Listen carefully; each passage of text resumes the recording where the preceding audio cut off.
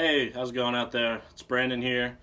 It's pouring rain, it's dark, it's cloudy, so I figured, what the fuck, why not make another one of these videos for, check this out. So I'm going to show a bunch of records here that I feel are worth talking about, worth listening to, worth checking out. Some new stuff, some reissues, some real heavy hitters. Normally it's a bit of a mixed bag here. I talk about, it's all usually pertaining to metal, but it's usually, death metal, black metal, thrash metal, some doom stuff. But this is all black metal. And I don't know why, but that just happens to be what I've been getting the most of recently. Normally I feel like in the winter time is when I listen to, primarily black metal, although I do listen to pretty much everything year round, but wintertime just really does it for me. But on a rainy, cloudy day like this, the vibe is right, the atmosphere is there. So let's get into talking about some records. This one just arrived today. This is the split from Drowning the Light and Vampiric Blood, entitled Drowning in the Vampiric Sacraments of the Immortals. This came out in 2012 initially. This is the first time it's been pressed on vinyl. Dark Adversary Productions released it. Darker Than Black distributed it. This is a really, really great split. Drowning the Light from Australia, a very extensive catalog, and then Vampiric Blood. I made the mistake of saying when I was talking about Vampiric Blood's Howling in Candlelight album from 2017. It made my best of 2018 or 2017 list, and I mistakenly said that they were from Australia. They're not. They're from Finland. I say they. It's one guy. Like so many one-man black metal projects nowadays are. But very, very similar in sound to Drowning the Light, and also all of their stuff has been released by Dark Adversary, which is Asgore from Drowning the Light's label. So easy mistake to make on my part mentioning that they were from Australia as well. There you have the that's the Vampiric Blood side. There's the Drowning the Light side, Asgore on the center label. Black vinyl, limited to 200 copies. There was also a transparent red vinyl that was limited to 100 copies. So 300 copies of this total. I feel very fortunate to have gotten my hands on this because these sold out pretty fast, especially the color copies. But for a record like this, I don't mind getting the black.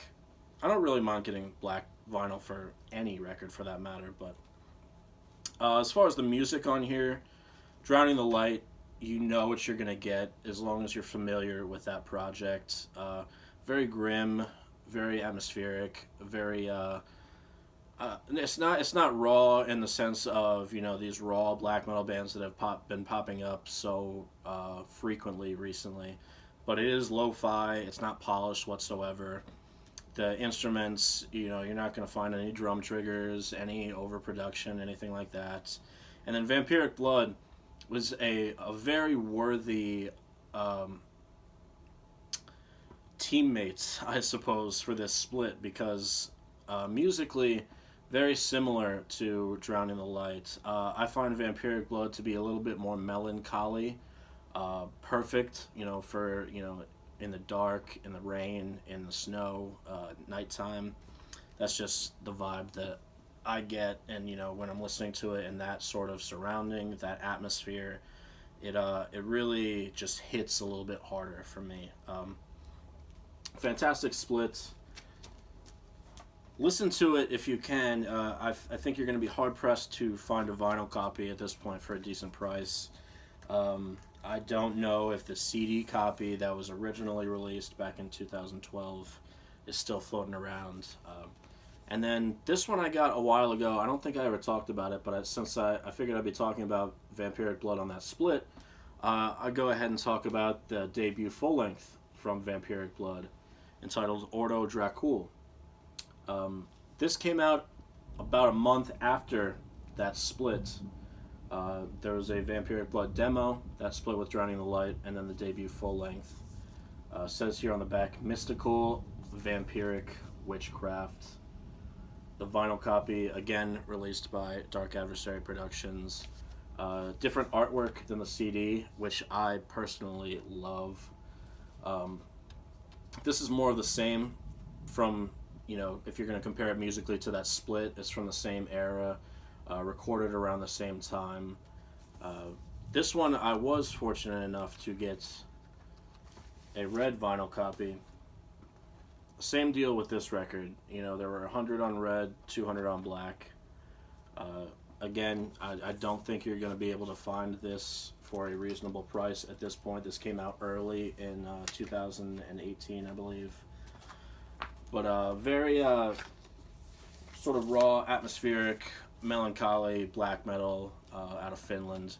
Highly recommend listening to Vampiric Blood. If you can get your hands on a CD copy, I would say go ahead and do that. And I wouldn't hold your breath on a repress, because Dark Adversary, they've got, Asgore has a lot of releases in the works. Howling in Candlelight, the second Vampiric Blood full-length album that came out last year, will see a vinyl either late this year or early next year. So, while things are still coming out, I wouldn't count on a repress happening too soon. But speaking of represses, I wanted to talk about a label called Soul Cellar Records.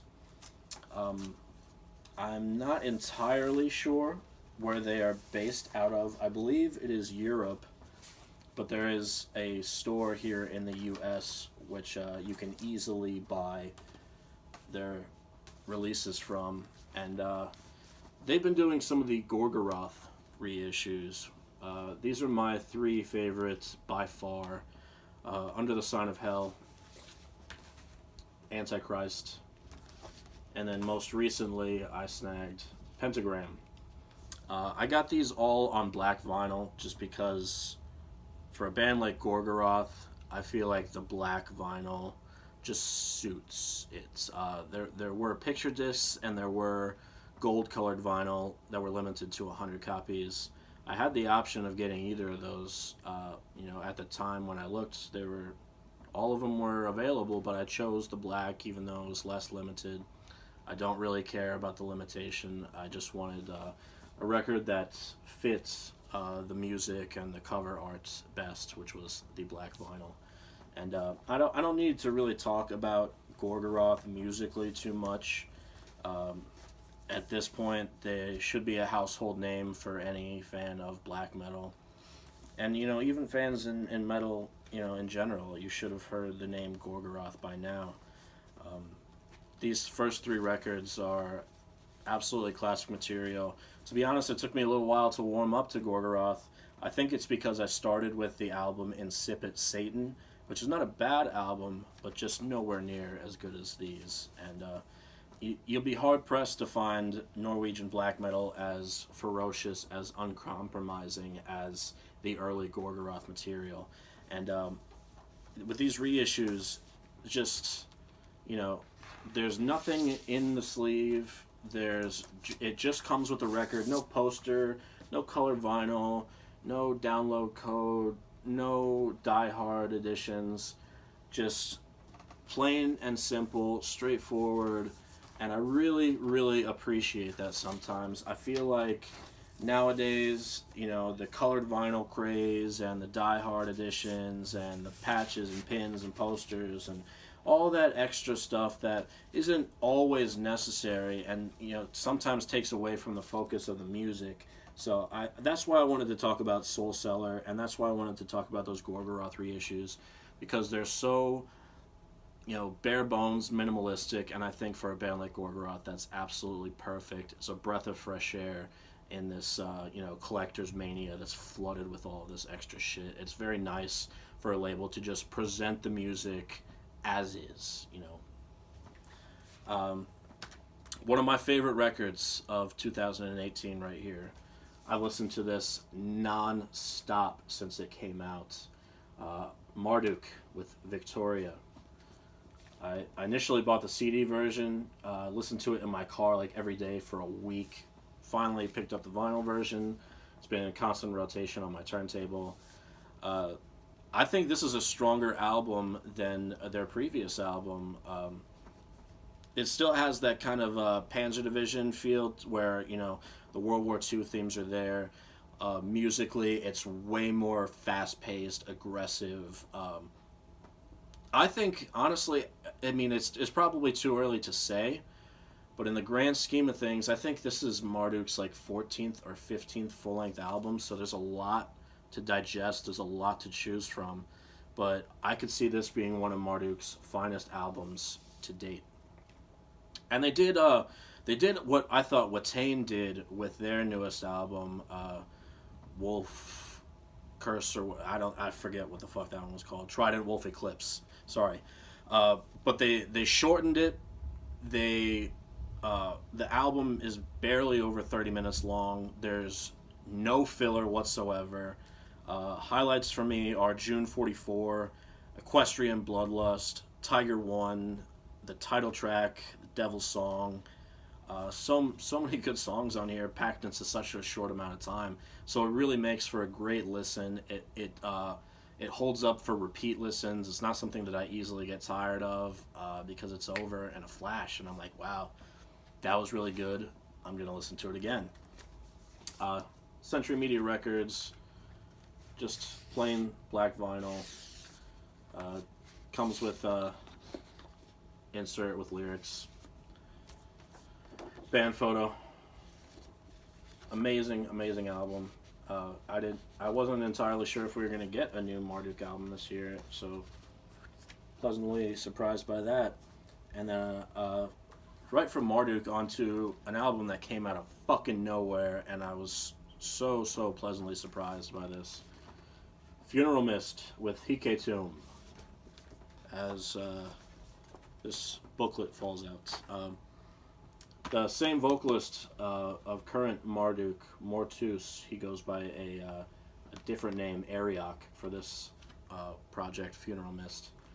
But this, again, was a breath of fresh air because there were no pre-orders, there was no promotion. What label did this come out on? Norma Evangelium Diablo, or Noev Dia. They just straight up dropped it. This is coming out in 2 weeks. No pre-orders. If you can get it, get it. And, you know, it turns out it wasn't, you know, extremely limited. There's no color copies of this. It's all on black vinyl. It popped up on distros everywhere, so, again, you shouldn't have a hard time finding this one. But, wow, another phenomenal black metal release from 2018. Sure to be high up there on my list at the end of the year. Just an incredible piece of work here. In Nomine Domini, the first track, maybe my favorite Funeral Mist track ever. Naught But Death, Cockatrice, Metamorphosis. There's a lot of really cool samples in here. It really adds to the overall vibe, the overall song structures. It provides, you know, this ebb and flow of just furious, punishing black metal and these kind of weird and creepy sort of vibes that these samples give off, and it's just one hell of a record. To get a Marduk record and a Funeral Mist record in the same year, maybe like a month or two apart from each other, it was just like bam, bam, smoke 'em if you got 'em. Fucking incredible. And then comes with this booklet, lyrics, all that stuff. Excellent record from Funeral Mist. And then last, I saved this one for last because there's a lot that I want to say about it. It doesn't need any introduction. This is Immortal with Northern Chaos Gods. Show you the vinyl real quick because I think it's a nice looking press. White with black splatter. 500 copies. Plenty of these floating around here in the U.S. Got this in my local record store, so it wasn't hard to find at all. Very nice printed inner sleeve with Demonaz and Horg, the sole two members of Immortal now that Abath has left the band, and there was, when that happened, there was much to do about is Immortal going to continue on, blah blah blah blah blah. Um, Abath released his solo album, an album which, me personally, I think it came out in 2016. It was a top 10 record for me. Fucking loved it. Some people think that he's kind of a clown, kind of a mockery. He's certainly a character, but I appreciate him as an artist. I appreciate him as a musician. Him as a person, I really could care less. So when Immortal announced that they were going to continue without Abath, that was big news. And then when they announced that they were going to release a new album, which eventually came to fruition in the form of Northern Chaos Gods, it was a pretty fucking big deal. And I've seen so much praise for this album. People saying that this is a true return to form for Immortal. This is an album that should have came out after, Blizzard Beasts, before, Immortal started to get a little bit more melodic, a little bit more polished, I guess you could say, with albums like At the Heart of Winter and Sons of Northern Darkness. I want to preface this by saying I think that this is a good album. I really do, and I've listened to it a lot. The title track, Northern Chaos Gods, is great. Gates to Blashirk, maybe my favorite track on here. The closing track, Mighty Raven Dark. Great way to end this album. But, just reading off those song titles, and then we have Into Battle Ride, Grim and Dark, Called to Ice, Where Mountains Rise, Blacker of Worlds. This is all the same shit that Immortal has been doing for 20, close to 30 years now. I don't understand why people are so surprised at this finished product. Yes, there was some uncertainty about what Immortal was going to be like without Abath. But Demonaz has always been involved in Immortal. He's always been a songwriter. Now that he's recovered from the tendonitis that he had in his wrist, he can actually play guitar instead of just write.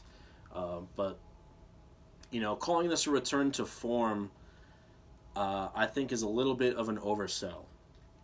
Because I do find elements of albums like Sons of Northern Darkness and Damned in Black in this album. Production-wise, it sounds like a modern-day black metal album to me. It doesn't sound like it came out in the 90s. Maybe if these songs were released on Blizzard Beasts or Battles in the North with that production style, I could see that fitting. But I just don't, this is all my personal opinion. I'm not trying to talk shit. I'm not trying to put down this album, and I'm not trying to convince you, if you like it a lot, I'm not trying to convince you otherwise. I'm just stating my opinion. I'm laying it out there. You can start a discussion about it all you want. This is just my opinion. But for me, this is just another Immortal album. They have a great discography, and this is just another addition to it. A good album. I don't think it's their best by any means, and I don't even think it's their best in a while. I probably still prefer At the Heart of Winter over this album. I probably still prefer Sons of Northern Darkness over this album. But yeah, it was just crazy seeing the amount of praise that this album was getting.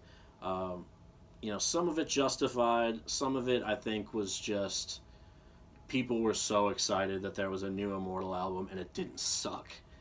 But I kind of saw that coming. It's Demonaz. He's always been in Immortal. It's now his band. When you talked about Immortal for so long, it was Abath and it was Demonaz. Now it's just Demonaz. This is his band. For better or for worse. That's up to you to decide. And most people fucking love this album, and I think that that's awesome. When a band comes out with an album, especially a legendary band like Immortal, and it is received with high praise, I think it's amazing. Especially, you know, the older bands that are still, you know, outplaying a lot of the newer bands. You know, there's something to be said about that. That the originals, the creators, are still going hard, still doing it better. So, you know, I said a lot about that album. I think it's time to put that to rest. So that's all I've got for this video. As always, thank you for liking these, tuning in to watch, continuing to subscribe. All that shit is so cool to me. And as always, until the next time, take care.